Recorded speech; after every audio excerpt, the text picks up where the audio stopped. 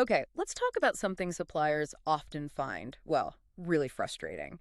Receiving that RFQ or RFP invite. Hmm. You know, the one that feels like a black box. You click the link, land in some system you've never seen, and you're thinking, Is this worth my time? hmm Am I going to spend days on a bid I can't win, or maybe you don't even understand? exactly. That immediate friction, it's actually pretty costly for procurement teams, isn't it? Oh, absolutely. And that's really what we want to dive into today.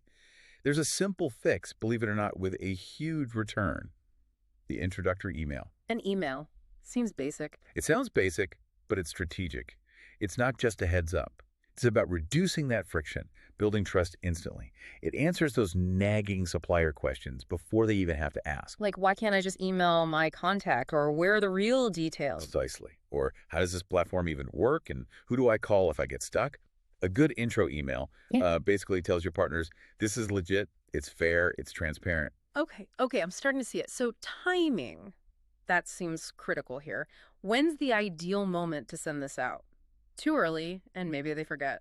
Yeah, that's a real risk. Things can change. The general rule of thumb, send it about 1 week before you officially publish the RFQ or RFP package. Okay. That usually gives them enough heads up to start thinking about resources internally. But, and this is important, you have to adjust. Adjust based on what? Complexity, mainly. If it's a really complex strategic project, maybe custom tooling, a big IT system integration, something like that. You need more lead time. Exactly. You might need to give them, say, 3 weeks instead of 1. Mm. That extra time isn't even for bidding yet. It's just for their own internal scoping, figuring out if they can bid. Right, just to get their ducks in a row internally. Sending it too late, though. Yeah. That's almost a guaranteed way to reduce participation. You miss the window. Okay, so nail the timing based on complexity and what they need internally. Got it. Let's unpack the content then. What does this email actually need to say? You mentioned it's like an invitation and reassurance. Exactly. It serves 2 purposes. The invitation part needs to be more than just, here's an RFQ. You're selling the opportunity. Selling it. How? Highlight what's in it for them. The potential deal size? Maybe. Is there a chance for a long-term partnership? Can they showcase some innovative solution they have? It's basically a mini sales pitch for why they should invest their valuable time. Okay, make it attractive. And the reassurance part. That's tackling the black box fear we talked about. Precisely. This is where you simplify things. Spell out the key steps they'll need to follow. Give them the expected timeline, start date, clarification deadline, submission deadline. Crucial info. Absolutely. And this is really critical. Be transparent about how you'll evaluate bids. Don't just say bids will be evaluated. Give them the criteria. Yes. Be specific, like price is weighted at 60%, technical solution at 30%, and sustainability is 10%. Something concrete.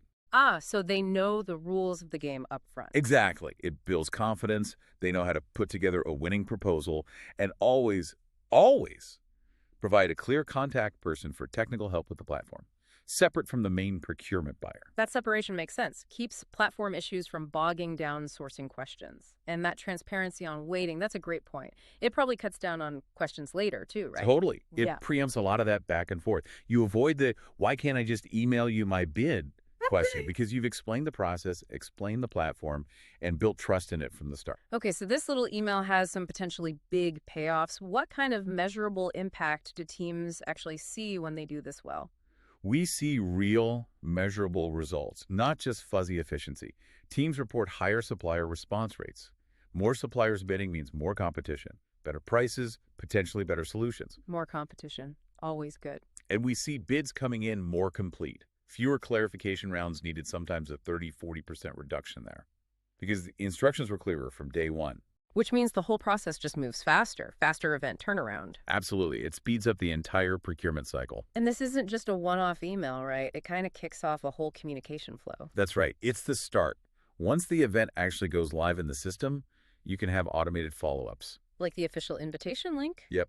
Deadline reminders, notifications if requirements or timelines change, updates on clarification questions, status emails, eventually award notifications. So it establishes a clear, logged communication channel. And that's the final huge benefit. Yeah. Every single one of those communications, starting with that very first intro email, gets logged in the platform. You have a complete time-stamped audit trail.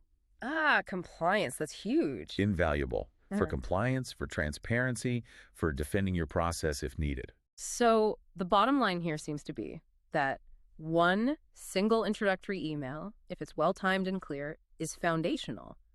It sets the stage for better supplier participation, smoother processes, and ultimately better procurement outcomes. It's maybe the highest leverage hour you can spend setting up an event. Definitely. And maybe a final thought for you, the listener, to chew on. Given how critical compliance and audit trails are becoming, how much friction and maybe even future regulatory risk are you accepting right now just by skipping that one email? Yeah. The one that guarantees a full audit trail right from the very first outreach. What's the real cost of not sending it?